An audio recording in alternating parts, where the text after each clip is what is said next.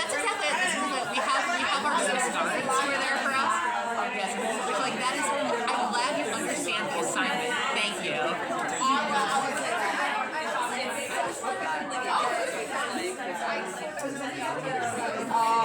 Yes, I was gonna say this feels. I know that there were some people who were like, yeah, it's fine, I'll do whatever. And I also know if I were in my own bridal party, I would be going insane if I didn't have that jewelry. So I am glad that I got that for you.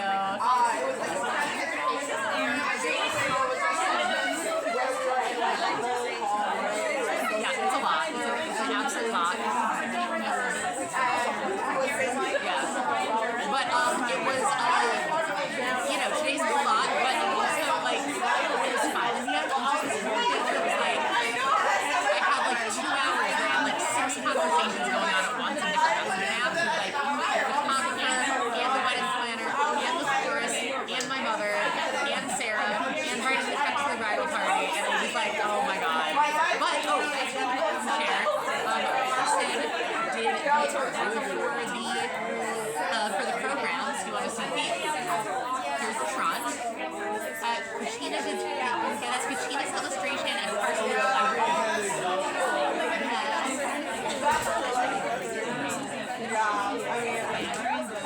yeah, no, we saw that. Like, and then let me get you back a bit, featuring a name you might recognize. Well, that's not the one I'm thinking of. I'm thinking a little more about certain Paul Molina Costa. But then, yeah, I just personally helped out with the lettering because Katrina's art is beautiful. And how about the name, the place cards that Katrina did? I can find those so gorgeous. Let me just. I'll show you.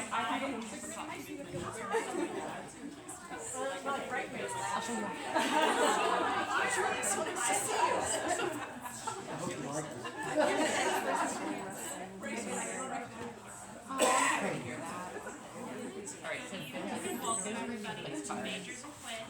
My name is Sarah and I'm one of the booksellers here. I'm so excited to join us here to celebrate Magers Giddings' new book, Meeting at the Crossroads.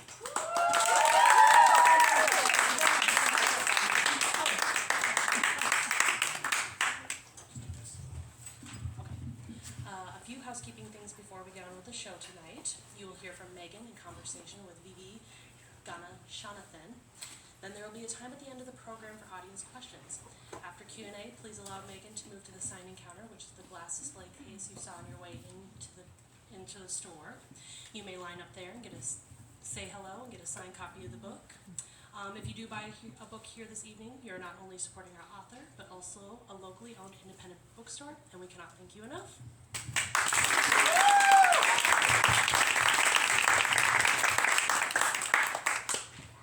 And finally, please allow me to introduce our guest.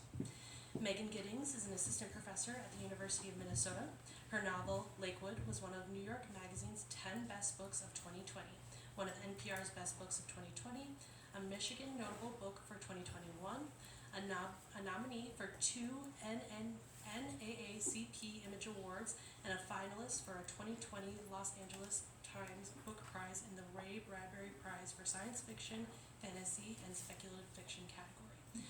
Her second novel, The Women Could Fly, was named one of the Washington Post's Best Science Fiction and Fantasy Novels of 2022, one of Vulture's Best Fantasy Books of 2022, and was a New York Times Editor's Choice.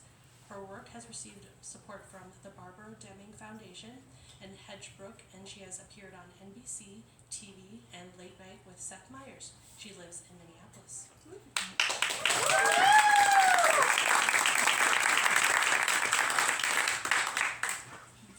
Ganeshananthan is the author of Brothers Night, which won the Women's Prize, the Asian Prize, and the Carol Shields Prize.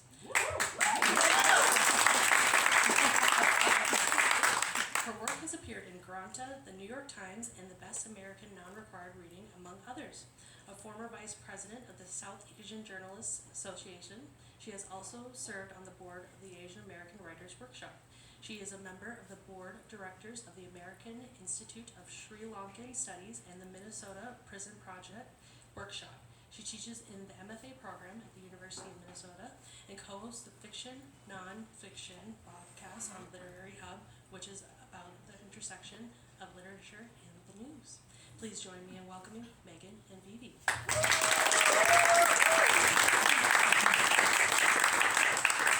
Thanks everybody for coming out. When I moved to Minneapolis, the very first thing I did was put out my second book here.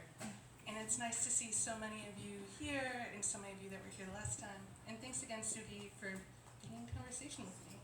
It's so fun to be here with you to celebrate this incredible book at one of my favorite bookstores. When I moved here, I basically moved as close to the store as I could get, which was such a smart choice. It's a joy to be back here and with such a wonderful summer crowd of friends to support Megan's new novel, which is so good. And I can't wait to hear you talk about, because I have, with great self-restraint, not asked you any of these questions yet. Can you talk a little bit about just how you started writing Meet Me at the Crossroads, which is a wonderful story of two sisters who are separated by a variety of unusual circumstances. How did this book start? So I started this book by accident, where I was writing my second novel, and there was about 50 pages that I was like, these are so good, I can make them work, I can make them work. Yeah, you know exactly how it is. And over again, I was like, oh, this is going to be so hard. Why did they put you right here? So I'm like, really? I can't help it. I'm going to make eye contact the whole time.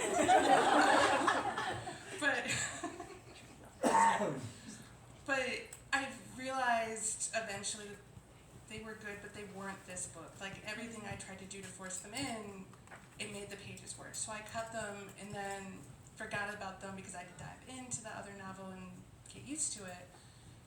And then I kept thinking about them and thinking about them and thinking about them. And that's how I started realizing, okay, this is the next book. I want to think deeply about this other world. I want to think about soccer. Oh, I love soccer so much. And I want to think too about what it feels like to be estranged from everything that you love. Can you tell me what happened in those 50 pages? Can you give us any secret glimpse? Are they in here? Are they very different? They're in here and they're very different. Where one of the characters, the first character who appeared to me was actually a side character, Jane, who only appears in Act 2. And she was there and she sees one of the doors, which is something that never happens. A dog hears a door open. So let's talk about those doors, because they are kind of the primary inventive, amazing conceit of this book, that there are doors all over the world that appear, that open sometimes and sometimes not, and that put people at risk sometimes and sometimes not. How did you come up with the doors? You know, when we were having a drink just before this, you also talked about like the literature of doors, and my brain's kind of been spinning on that in the background, because I took this class when I was in my MFA on the New Yorker, and one thing that this professor was obsessed with was how writers get their characters through doors. And he made us spend a whole class looking at different New Yorker stories. I have no idea why he thought this was a good use of a graduate course. But I'm still thinking about it, where we would just go through and look like, how did the writer do this? How did they get through the door? How did they get through the door? Because he'd assign like 20 short stories, because it was a comp rec class about like the idea of the New Yorker and how they keep an aesthetic going through editors.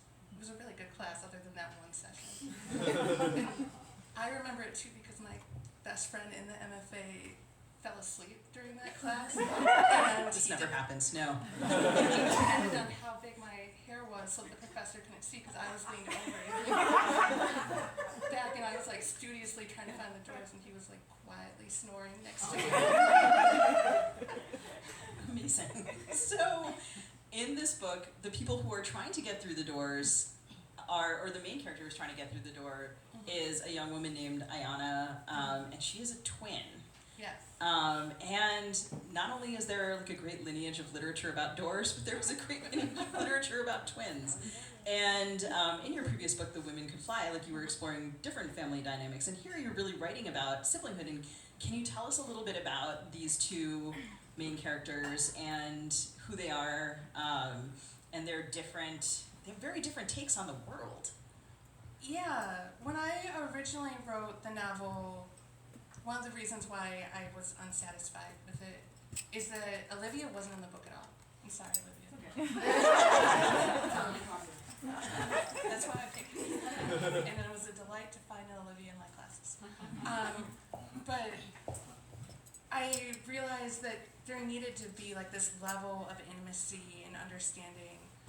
And I also, during COVID, my younger sibling, they moved in with me, and we'd always been really close. Like, we also look an extraordinary amount of like, and they know. They don't like that because they are 6 years younger than me, and so sometimes they've been a little offended with everyone being like, oh, the two of you are twins. You look so much alike. But we are, in terms of sometimes how often we kind of have divided opinions about things, or the closeness. Like, we talk often despite they're now in Indiana. But some of it was thinking deeply about how much even my home life had changed with them living with me again for the first time since they were a child. And how I would notice like all of my worst things in them sometimes. And my poor husband was sometimes like, why are the two of you fighting over this? It doesn't matter. But that's part of that sibling relationship. It matters so much. And at the same time, I think one of the things I really like thinking about with siblings in general, and twins even, is almost every twin I meet, I just realized there are like two of you in the room that I've talked to, hello, being twins. But it's this idea that like there's this person who you often think is very nice but also very weird, and you love them, and there's nothing special about it, but everyone's like, I bet you read each other's minds. Can you feel her feelings? And so I wanted also that contrast where you come in the book hoping for a mystical connection between these characters, and then it's the truer sibling thing of, why do you look like me and don't believe anything I think? And they really they really have very different beliefs, because one of the most interesting things for me about the book was reading about faith and the ways that the characters explore faith and kind of ideas of goodness in the world differently. And Ayana belongs to a church that has many names, but one of its names is the Church of Blue Doors. And she belongs to a faith that believes certain things about the doors, believes that they make certain things possible, that relates to them in certain ways, that performs ceremonies in their proximity. And Olivia, who lives with their mother while Ayana lives with their father, is following a more familiar version of faith, perhaps, at least to us. And can you talk a little bit about inventing Pathros / the Church of Blue Doors / all of its other names, and how did you invented a religion? Yeah, so I grew up, I did invent a religion. I grew up really strictly Catholic, and I was thinking a lot about how, especially if you are a strict Catholic, when you explain some things about the faith, like, especially to people who don't have any, they're like, so you actually believe, like, you take communion and it's Jesus' body. And I was like, hell yeah, man, that's what you've been taught since you were a kid. Or, like, explaining confession in the terms of, like, people feel like, did it actually make you feel good? And I was like, yes, because I genuinely believed it meant I got to go to heaven. And then I think a lot of faith, and especially growing up that religious, it really shaped my worldview. Like, I think I write speculative fiction in some ways because I was raised to believe in miracles and to believe in these things and to not question them. And so when I got a chance to kind of invent my own faith, I thought a lot about the things that actually mattered to me. Like, ritual did matter to me, and I still, like, I don't have any faith anymore, but I still clearly crave ritual. It makes me feel grounded. It makes me feel safe. Especially lately, oh my God, like, everything's on fire. Of course I want ritual. And I think thinking deeply about all the things that I liked about religion helped me invent my own. That's great. So, yeah, I mean, these two sisters not only do they have different religions, and not only their parents are divorced and they're living with different parents, and their mother, Opal, really wants them to kind of think about, like, what do others think of them, and how will they fit in the world, and how will they kind of perform their identities, what kinds of identities do they want to perform, like, goodness appears to her in a certain way. And lots of other characters have different versions of goodness, and I wonder if you could talk a little bit about, like, because the church is interested, the Church of Blue Doors, I should specify, the Church of Blue Doors is interested in goodness, and this, like I kind of want to join the Church of Blue Doors. Having read the book, I'm like, I just, there's so much about it that is beautiful and joyful. Can you talk a little bit about the different ways that the characters are exploring trying to be good? Yeah, I mean, it's one of the primary questions I think was of the book, of how do we even... Let me go back. So there was a moment when I saw that the book was described as a coming-of-age novel, where I was like, this is not a coming-of-age novel. And then the more I sit with it, the more I think it is, because I think for so long coming-of-age, it's that idea of, like, you have sex, or you go to college, and or both. The first day of college was sex, and then you're an adult. That's how we all live. But I think the other truer thing is that part of coming of age lately is, what do you actually think is good? What do you care about? How much effort of care or consideration do you put into things? And I remember being really adrift that first year of college, because I both had no faith, but I was excited to not have one, like, finally Sunday mornings are mine. And it made, like, my parents genuinely think, and they wouldn't be mad I said this, it made them genuinely worry I was gonna go to hell. Like, how could I have a moral background? How could I have anything if I wasn't there being told what to do or what to feel, and having someone forgive me? And I thought it was one of the most interesting and hard and lovely things about becoming an adult, was learning what I thought was good and caring about it. And putting in the effort to care about other people and not think, oh, this will get me into heaven. Oh, that would be great though, if everything I cared about could just accumulate it and then you get paradise for forever. But the other, like, truer thing, like, one of the best things about being alive is caring about other people and finding ways to be good to them. And we so often treat it as, like, a waste of time or not good. And I wanted a character to explore this idea of, how do I find this for myself? How do I build meaningful relationships with me and the world around me? And also let that be really hard sometimes. So why do the doors, I mean, and I think everything you just said is a huge part of, as, like, a person sort of obsessed with notions of morality, why I was just really fell in love with this book and felt like it was perfect for this really challenging moment. How do the rules of the doors open up possibilities of goodness or close them down? How do the doors work for our audience who has not yet walked through this door?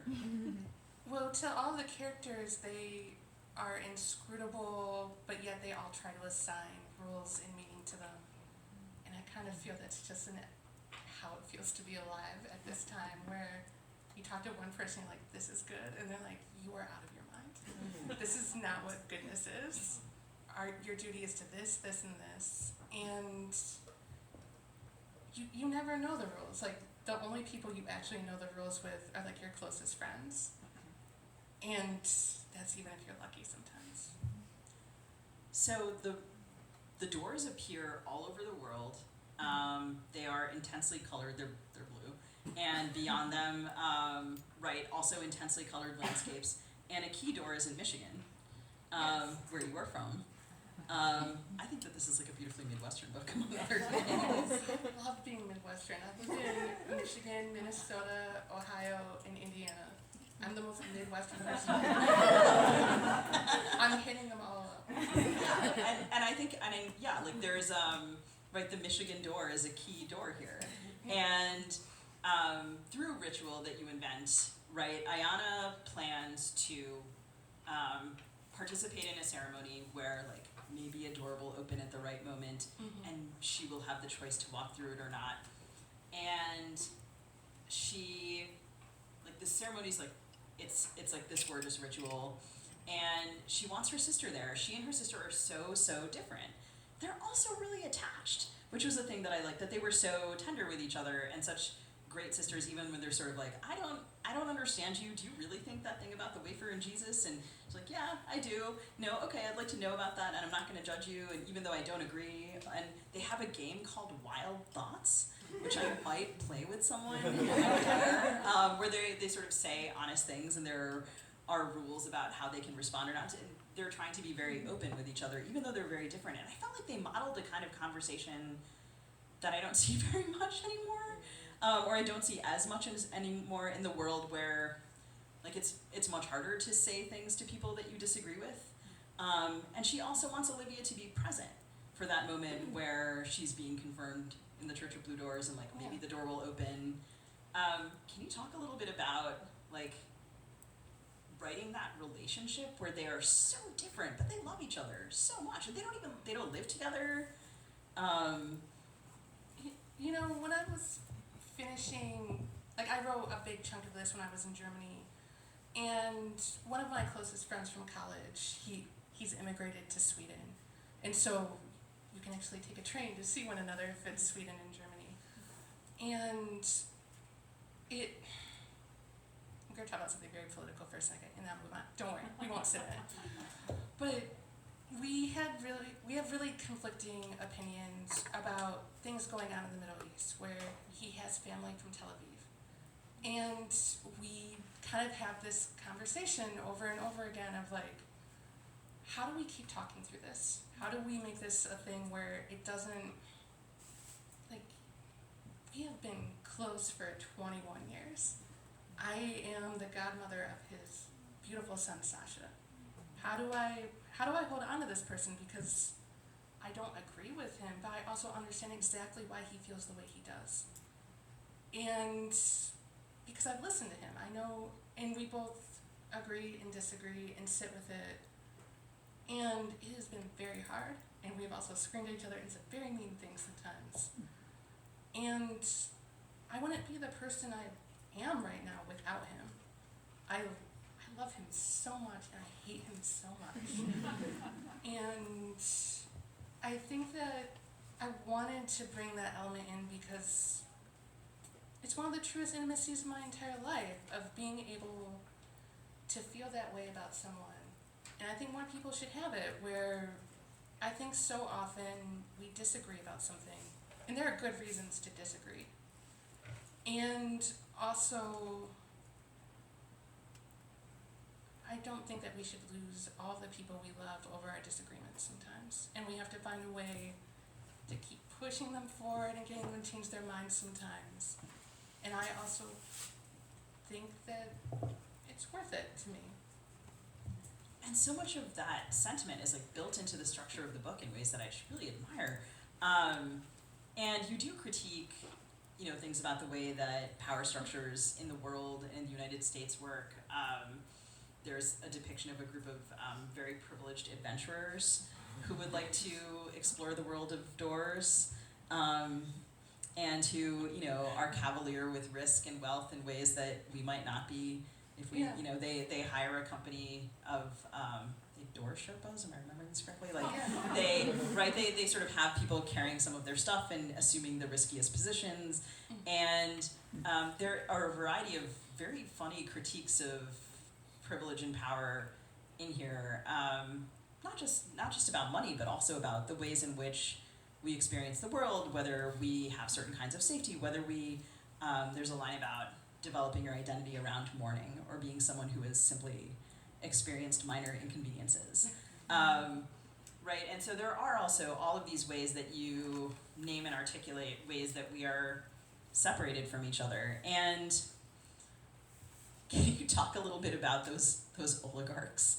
Or just, I guess, how I was inclined to read them at the moment that I read them. I was like, hello, Elon. I mean, I know I just said a lot of gracious things about someone that disagrees with me, but I feel like the most amoral thing you could be right now is a billionaire. And there are children starving. You have too much money. If you are a billionaire and child starvation is happening, you have failed. And I feel like some of that energy just comes into the book where, in general, my attitude is, why not blow them up for a minute? Just see what happens. And I really enjoy this, and I think I will too. maybe be a little scared. Maybe help some people, and then maybe you'll feel good. And that's kind of part of the book and its attitudes of, there are so many people who take a minor inconvenience and treat it like trauma. And there are so many people who have actual trauma and give so much of a shit about other people and try and try and try. And I wanted to just kind of explore that power structure of, what if you cared about someone just for a minute? Someone who doesn't have anything to do with you. Wouldn't that be great? There are some amazing conversations between people who are on very different pages about this. And, like, speaking of... Oh, wait, can I say one more thing? Yes, of course. Some of this is also based on, like, yeah. So I was doing, like, different charity dinners around the time my second book came out. And at one point, I was at, like, this wonderful event for, like, a library system. I'm going to be really unspecific, but there are many, so it's fine. And I was talking to this very, very, very, very rich man, and he was like, so why books? And he was kind of like, you seem like you could do anything, which is something I've heard like my entire life. Yeah, you're so mad right now. And I had like 2 glasses of wine, and was alone at the table with all these like people, and I was like, why not? Why not just take one of these books right now and read it? Like, I was getting like really aggro for a little bit in a way that I did not expect, but I was like kind of acting like it was a joke, but I was like, you should really read one of these, especially because, oh, I forgot his last name. It's Salido, Javier. Clearly some of you know. Yeah, well, and he was giving like this meaningful talk at the time too. Yeah, the book Oh, Salido, yeah, and then Zamora. Javier Zamora. And so it was right after Javier had given like this beautiful talk about how like he had crossed the border and libraries had saved him and his family and made them part of the community. And then for this man to be like, why books? I was like, oh, there are so many free copies of Javier's book on this table right now that you could just take, and it could change your mind if you wanted it to. I'm glad that And I think that anger came into the book. I'm glad that he had to hear you. And yeah, I am so mad. I mean, if aggro is telling people like, what if you took this book and read it? It's all the aggro. No, I'm sure you did. But yeah, like a lot of the book is. I mean, you're one of the funniest people I know, and like I think that the book is frequently, although it is so much about like kind of the great grief of our present and future societies, like it is also frequently hilarious. And it's not just about like sort of the rituals around religion or faith, but also about like the rituals we have for ourselves, the rituals of daily life and family intimacy. There is a line in here about like there's a moment where she is like having a lot of feelings and she makes herself popcorn so she can feel butter and salt instead of emotions. So it's like that is a ritual that you might have for yourself, the way that you kind of cope in your small moments. So can you talk about, and I will say fully here that Megan and I supervise a lot of students together, and she has asked versions of this question. It is my great delight to ask a version of it to her now. Can you talk about writing about Black joy? How dramatically, like one of them be like, oh, I should never have let you ask me that question. Yeah, that's on you, Paula. No, I mean, I feel like I had a whole education. Like, Ross Gay was my teacher in my MFA, and sometimes it felt like he didn't prepare when I was teaching with him. Like, we would teach like a big intro, like, and so he would come in and be like, let's talk about joy, and I'd be like, Ross, you are just doing the talk that you probably have done all over this country, but all the students would be like, yes. But at the same time, like some of my like most difficult conversations with him, and I feel like it's weird to say that I've had difficult conversations with him because people who have met him, he's like the most easygoing person. But we have had some like difficult conversations where I've been straight for like, why do you stay in the academy? You have so much money. he really does. He owns like this building that he just goes in and skates in that he's eventually going to turn into like a community thing. But right now it's just like skateboarding building. Don't tell him I said that. But I know he still has it. But I mean, like, why do you do this? And especially at Indiana University, which it's you get a great education there, and it is so hateful in a way that like sometimes in Minnesota when we're complaining about something, I'm like, so happy to be here. We actually care about this. But one of the things he said to me is like one of the biggest joys of his life was seeing a student find their voice. And he was like, that's the gift that you can have too. You can sit in these rooms and have conversations with your students that sometimes you're going to feel them being very hateful towards you or frustrated or upset. And you know that these are like the necessary conversations that years later they're going to remember, and you might not even remember them. And it was one of those things that kind of reminded me that yes, it's something I do love. I love talking to students. I love doing this thing. And then he was like, but what about your own work? We've talked about teaching a lot. And he knew that I'd been very depressed. Like my first book was just, it didn't take that long, but I'd started in my MFA. I was still working on it while adjuncting and working with him. And I was like, this is awful. This has been 5 years. And now it's like, 5 years, dang it. You were being silly. But you know, you want the book. You want to be a writer, and I don't know, I'm a very impatient person, and when I'm impatient, I'm very hard on myself. And he was like, why don't you start the next thing, but you have to make yourself laugh every time. And it was such a relief to have someone say that, especially because like my MFA did not want me to be funny. Ross was the only person who was like, you should be funnier. And then sometimes I'd get stories back from like the fiction faculty, and they'd be like, you spent too long on this joke. You set this joke up more than you set this character. Sometimes they were right. Sometimes it was hateful and wrong. But I think one of the things that you have to do is that I feel like publishing, not to make a sweeping generalization, I'm going to, it's fun. I think that sometimes publishing really wants like a certain type of story. And especially because it's easy to market. You can say this is a book about our times, and then someone kind of hopes it might show up on a list where it's like, these are the 10 books that you can use to understand race relations in America. And then the truest thing is like, no, there's no way to understand race relations in America. You can understand like sections of it, and then you go somewhere else in the country and you're like, I don't understand anything. And you've said so many optimistic things, but also so many things that are like refreshingly realistic.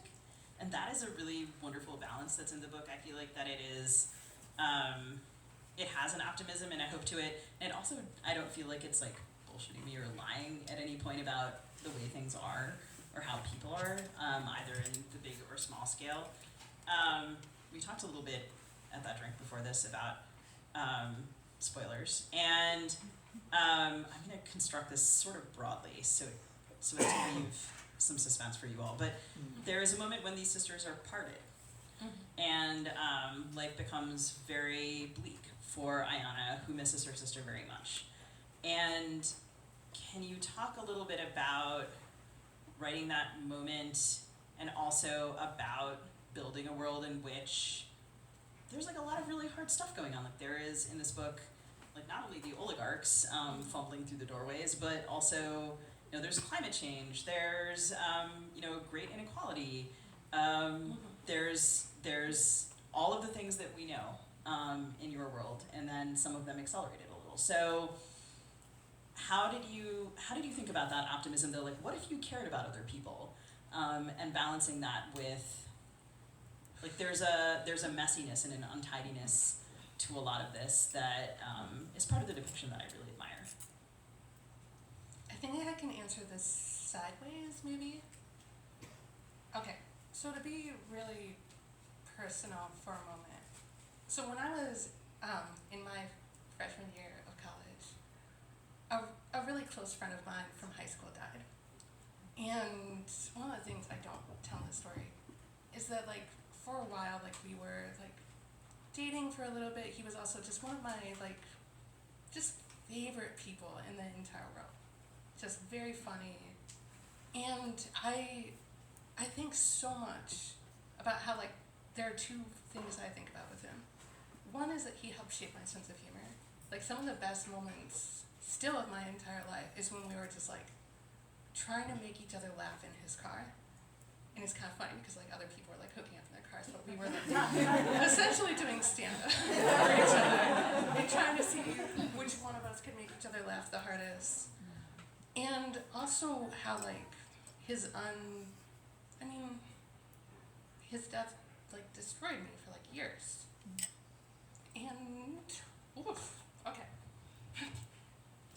It's so embarrassing, the emotional thing about you for a minute. That is totally okay, and I feel like it's part of the power of the book that real emotions are in it. And Judy, we don't have to move on for a second, though. I know you're being really nice to me. But I think the other truer thing is just, I think that's formed my sense of optimism, though. Like, through writing and through everything. It's like, this person's death could hurt me so much. And, oh my God. No! But the other thing is, like, it's why I think I like people so much, is that I want to know people. I want to see how funny they are. I want to see how interesting they are. And already the worst possible thing happened to me. I lost someone very young, and there was no support for it. So it's like, what else do I have to lose? It's exciting. I should be optimistic when I meet a new person. It's not that it makes me sound so young still, like, life has not happened to me. Life has happened to me, but I want it to. And that's so much of what animates the book that I think is, like, I don't think it's a young sentiment. It's like, there's this, right, I think, like, so many of us at this particular moment feel like there's a lot of stuff going on and a lot of it's not great. And so, like, how do you choose on a small level, or whatever level is available to you, to be good and to care about things? Like, if what we understand about action and effect is, like, upended in some way, right? If our, like, fundamental relationship between, right, like, there's the great American lie of meritocracy. I host this podcast where I was discussing this with a different writer, is sort of like these two lies. Like, if we organize collectively, we can't organize collectively. We can't do that. It won't work. And then the other lie being, like, the American dream is functional. Right? And somewhere in between those two things, and somewhere in between those two things is, like, right, like, we are actually, most people I know are doing things. Like, they are attempting to care about other people. And that is, I think, and even when things are really dark for them, as they become for Ayana, like, the book is really funny, which is part of its, like, sort of insistence on a kind of hopefulness that is built really into its very sentences. And, like, it is digressive in the best possible way. Like, when you sort of think that a joke is gonna, and then it's gonna return to, like, what you think is the main plot, sometimes this book will wander and take you in, like, a direction that you didn't, and then you're like, I'm still with this character, and this character is going to be meaningful, and I wasn't really looking at them, and I should have been. So there's also something about point of view and, like, a kind of scope of the book that encapsulates what you're saying about sort of, like, both intensely personal grief, but also, like, societal grief, right? Which is what the doors are connected to. I don't know what your question is. I'm like, this is good. I'm not sure that I know what my question is either. No, I mean, I guess, like, I'm interested in how you think about those small acts of, I actually have this question written down in my defense, the place of small kindnesses and pleasure against kind of like a sense of larger, like a larger lack of agency, right? Like there's so many people now who are like, what can I do? I can do nothing. I've made myself a bowl of oatmeal. That is my achievement, you know, and like can I call hello to my neighbor across the fence? Like it feels like so much has been taken that it's easy to take away more things from yourself. Yeah. And your characters are not doing that, but they're also not lying about what's possible. Can you talk about like how did you discover? They're interested in. There's another line about discovering without colonization or cruelty, which is a line I loved. Like, can you talk about like finding agency for these characters who have such really hard circumstances, but they do stuff? And then I'm going to turn to the audience for questions. Oh, so some of it is just, I think novels are interesting where so often you're taught, like you have to fight this advice all the time too. I don't know why I'm trying to explain it to you. But you're taught often that characters have to do things. And then, I don't know, I spend most of my time being like, do they? Do they have to do so many things? And then, because I mean, the circumstances of our lives are often, we do many things thoughtlessly. And then we have to deal with the repercussions of our actions or try to understand why we even did something. And that's become like some of my narrative focus. The more I write, especially as a novelist, the more I think really deeply about, no, we don't have to do all these things. We have to commit ourselves to understanding why we did these things or sit with the emotional growth of it. And also, at the same time, I think I wanted to capture what I feel like it feels like to be alive right now, which is I want to do all of these things. And I want to find a way to not hurt anybody as much as possible. And how hard that is. And yet, we keep trying, even though sometimes I even get mad about the dumbest things. Like, oh, I know this is going to make, you know what I mean? Like, I have morals, but I want this thing. And then here we are. Yes. I'm going to ask maybe one last question, and then I would love to turn to the audience for questions. I hope you're ready to ask them. So, as those of us who write books know, and maybe just many people know, there's a long gap between when you turn in your book and when it comes out. And the past several years have been full of so many distinctive moments that I've just loved. And I wonder, like, what was the world like at the moment when you were writing this book, when you turned it in, and then what is it like to have it come out now? Oh, man.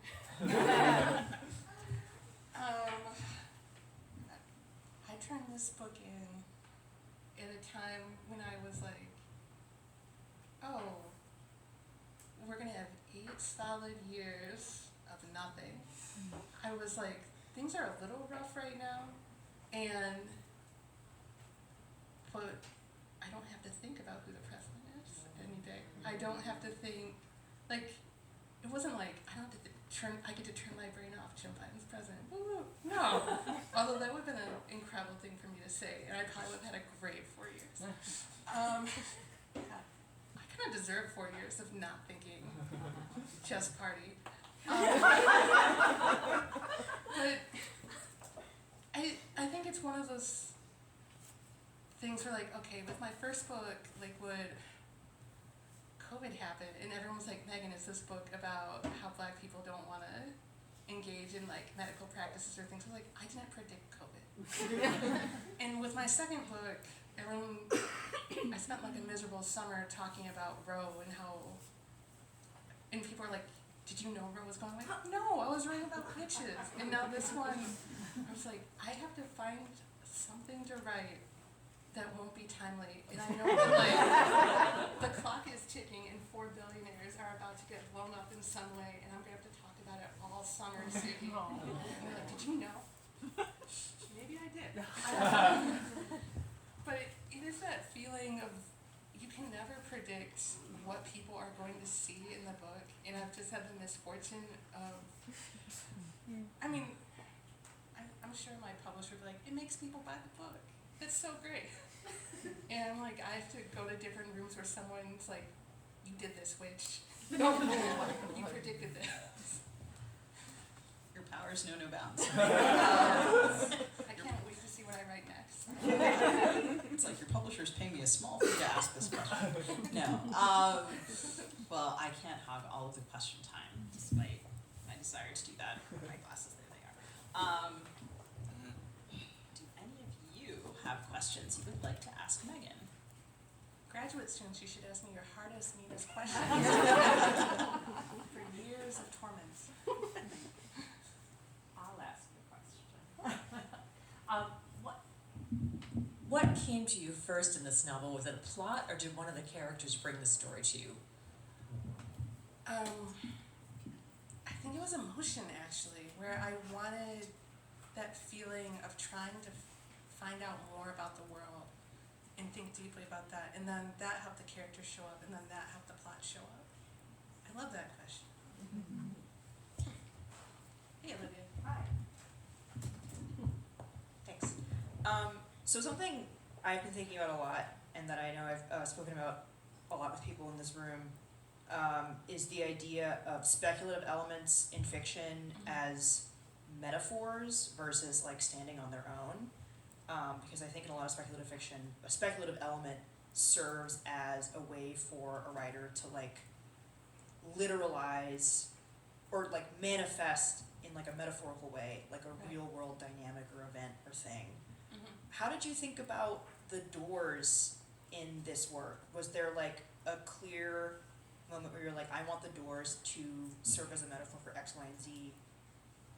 And then like, did you want to move away from that and make them more kind of like unlink them as signs from the real world?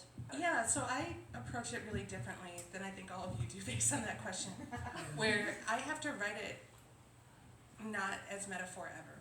It is always literal to me. And I have to feel the same things as the characters, and I can let their metaphors happen to it, but I can't let my own. And then I have to do the awful thing after the book is turned into like guessing what metaphors people are going to put on this thing to get ready to talk to them. But I can't write that way, where I have to write really grounded in detail and sensory elements, or it's not going to be good to me. It's just, you'll see all of my fingers in the works. Hello, Lily. Hello. Yeah, so I am so excited to get to ask you this question. Happy launch day. I just wanted to ask, one thing that just was wonderful being in your classes was occasionally getting to glimpse your process during it. And part of that was, I remember at one point, it may have been in a seminar a year ago, the one on gossip that you taught, you showing us this list of influences that you were thinking about while working on this book. Not necessarily things where it was like, I want it to be like this, but works that you felt like influences in some way. And it was extremely fun to look at, and I'm wondering if you would share some of those with this group. Yeah, and I'll also say that, like, I'll also explain why I do this. So on the grad level, I don't do this, I think, in undergrads. But on the syllabus, I'll often put a list of the things I'm thinking about at the time and give a sense of the project. And I think it's really helpful for me to do that, to give the students both a sense of why I might be teaching the class, both because it's a sense of not being altruistic, and also because I think often on the grad level, and I say this with deep respect to all of you who have just finished or are still doing it, I think that sometimes you think that you have to have the smartest of obsessions, and that you have to always do this performance that to be a capital W writer, you have to be very, very smart. And I've got to tell you, most of us are so, so dumb. We can do one thing, and it's right. But some of those things were everything from, what was I obsessed with at that time? Oh, the manga and anime of Hunter x Hunter I was thinking, yeah, Lou, we'll talk in a little bit. I was thinking really deeply about, I think I put this on the list, where I was obsessed when I had just come back from Germany to teach that class. And I was obsessed with the number of places that you would go to, and they would be like, this is a replica. The US bombed it. And it was always really funny to me to see like how beautiful the structure return was, and then the sign was like always so ugly. And I feel pretty sure that was on the list. I think I was thinking about Gossip Girl all the time. Yeah, I made you all read the first scene of Gossip Girl for me at the start of class. I'm trying to remember which one of you was Serena Vanderwoodson right now. And I like having that mix though of all of these things. And then I think at the same time I was also thinking a lot about Anna Karenina, and especially the only title chapter in that book, which is Death. And it's one of my favorite chapters in all of literature, because Levin is trying to think about how to let go of the brother he loved and also hated, and was such a pain for him, but also trying to understand God and faith and why we exist, and pushing that up against Serena Vanderwoodson coming back to New York and everyone wanting to know what's going on with her. It gives you a sense of like a range of influences and understandings. And I think it can be really hard to like balance the necessary pretensions that you have to have as a writer, especially because I think for so long you're told that being pretentious is bad, but you do have to be pretentious to be a writer. You have to convince people to care over and over again. It's miserable. And you also have to realize like so many things have to go in that blender to give you a voice.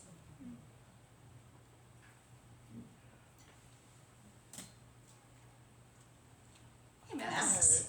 Yeah, I guess talking about obsessions, I can't believe we never talked about soccer before. Okay. It's not a super specific question, but just I how does that avoided it work because into you have English heritage, Matt. So I don't like it. What's your team? West Bromwich Albion. They're in the second division. They're not I know, they got relegated about 5 years ago. Yeah. We need to have like a soccer chat. Yeah, how does that like factor into the book? And I especially thinking about some of these themes of like finding small joys, because I feel like sometimes I can be like, I feel silly for like spending 2 hours a week watching West Brom lose in the second division of England, but like, yeah, I don't know. Yeah, how did it factor into the book? I mean, but it gives you pleasure too, right? To watch them lose. Because like it's something to be mad about that you don't really give a shit about. Like it's not gonna ruin your life. I'm having a really good year because my team is Liverpool.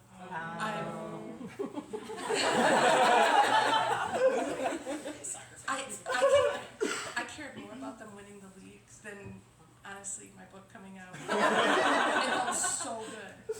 It's also been a big year. My husband's a Crystal Palace fan, and they finally won the FA Cup, and he was like so emotional for once. It's a hard time in our house sometimes. But I think one of the things about soccer, like I also grew up playing soccer and had to choose between going to Michigan or playing lower division soccer, and then went to Michigan. But some of it was like thinking about like the things that actually gave me pleasure, that it's not complicated. It just feels good to kick a ball sometimes. It feels good for me to like think a lot about Mo Salah for a while, and how is he so physically fit at 33 years old? He's so fast still.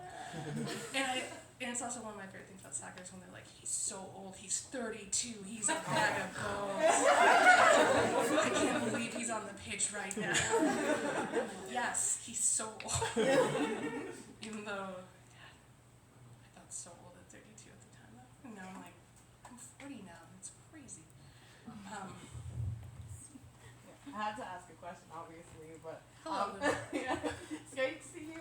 But yeah, my question is, related to your experience as a publishing professional, and I guess the evolution of being a debut versus being experienced. But something that I noticed when I read the acknowledgements of usually sophomore books is a lot of the authors talk about, it's different writing the sophomore book versus the debut, because when you're a debut, you're all starry-eyed, you're like, when is this gonna get a book out there, and it's super exciting. But then the book comes out, and usually, if it's very successful and there's a lot of eyes on you, they feel that stress, and so they usually feel this pressure to, like, always be writing, the best book ever, and they're afraid they will only write a one-hit wonder. And so I was just wondering, how do you, balance that pressure that you may feel and reader expectations versus keeping that love you have for your writing and the authenticity within your story, especially as a woman of color. I feel like there's always that pressure on us.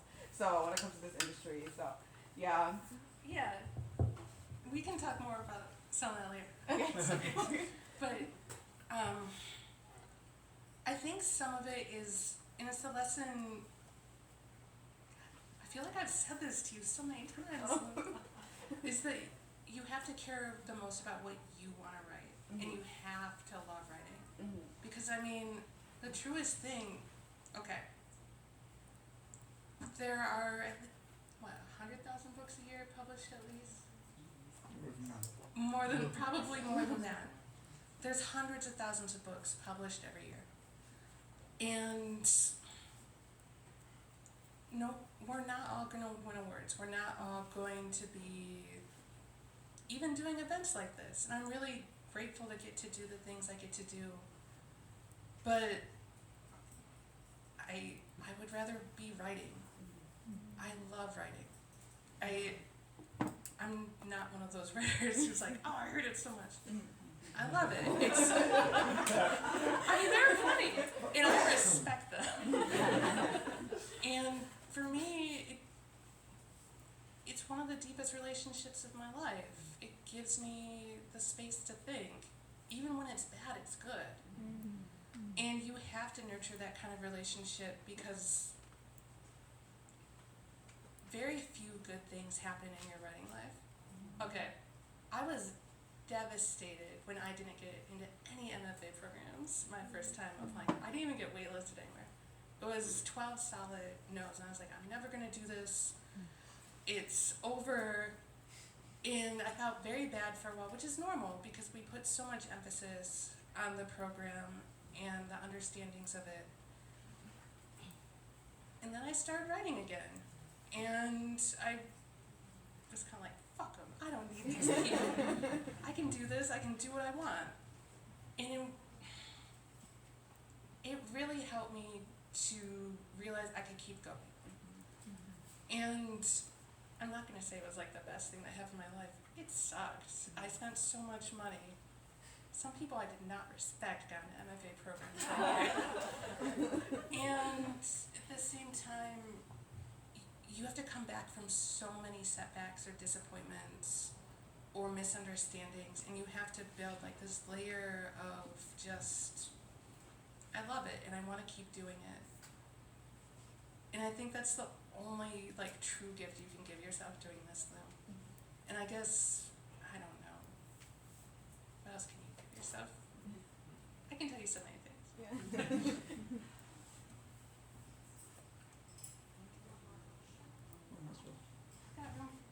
Chris, what's up? Hey, congrats. So you talked a little bit about Germany and your time in Germany. How has Minnesota affected your writing? Living here, and teaching here, and just the place.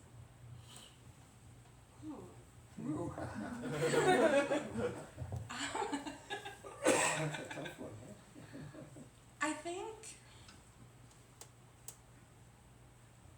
it is a tough one because I think I still think of myself so much as like a writer of Michigan, even though I haven't lived there for so long.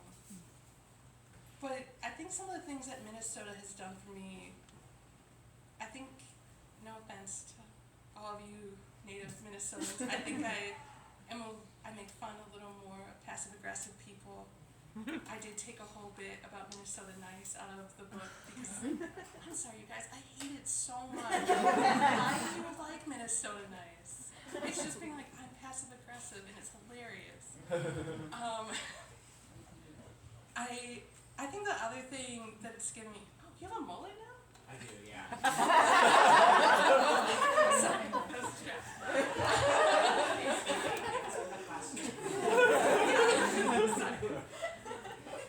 I think one of the things about being at Minnesota, because I think you're asking me about like 3 separate spaces, like Minnesota the state, Minnesota the program, and I think Minnesota as a state of mind. I was asking mostly about it as the place, but you can take it in that.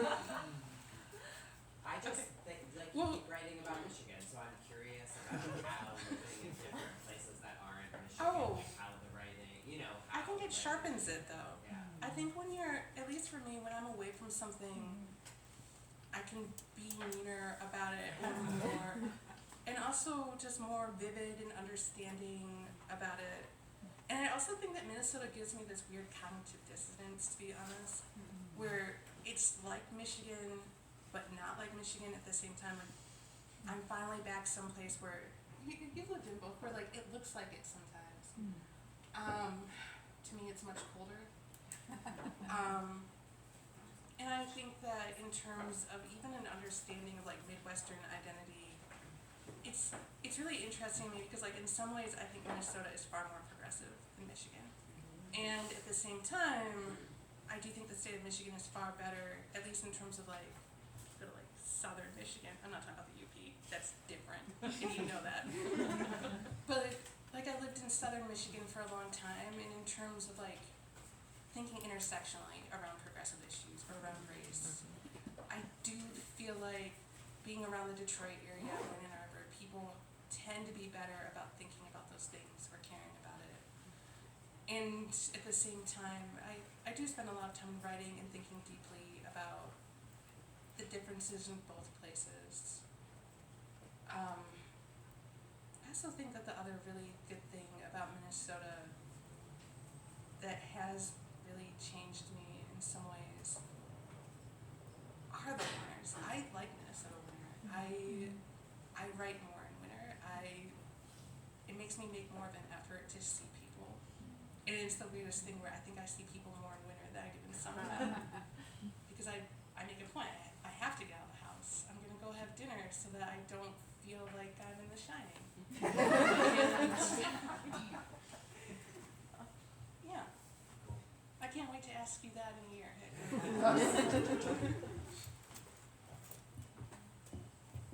All right.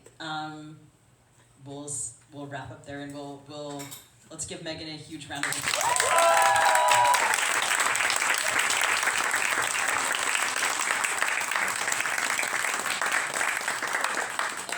And Megan will be over at the signing desk that way. You can grab a copy of her book and get her John Hancock on it. Thank you so much.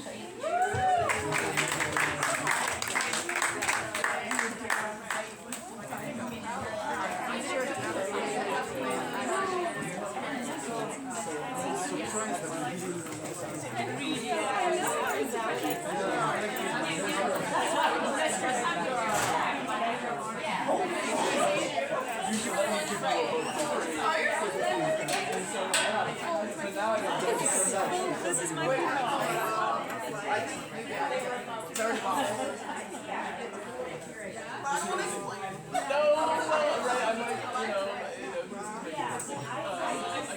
Don't feel bad.